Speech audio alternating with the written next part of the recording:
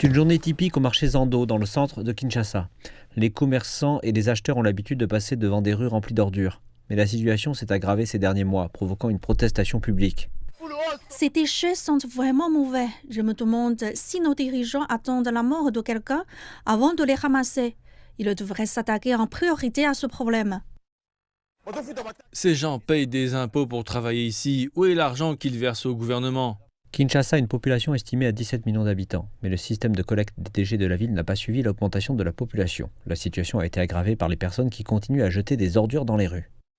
La gestion des déchets est un gros problème à Kinshasa, en particulier s'agissant des déchets plastiques. Lorsqu'il pleut, toutes les bouteilles se retrouvent dans les canaux de drainage, ce qui provoque des inondations. Nous devons travailler en étroite collaboration avec la population afin de mettre en place un système adéquat de gestion des déchets. Pour nombre de ces Congolais, une médiocre gestion des déchets est devenue un problème majeur. Ces déchets sont ici depuis plus de 3 mois. Beaucoup de commerçants ici sont inquiets de travailler dans de telles conditions d'insalubrité, mais n'ont pas d'alternative. Il s'agit de l'un des marchés les plus grands et actifs de Kinshasa.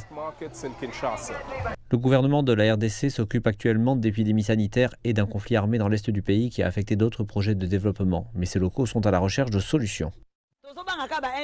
Les rebelles du M23 se trouvent dans l'est du pays, mais ces ordures non collectées ici sont comparables à ce groupe rebelle. La seule différence est qu'il s'agit d'un tueur silencieux. Les gens continuent à tomber malades et à mourir. Alors que le monde marque la journée internationale zéro déchet, de nombreux Kinois se lamentent quant à la médiocre gestion des déchets qui a transformé leur ville en pollution visuelle. Ils demandent des mesures urgentes pour faire face à ce problème.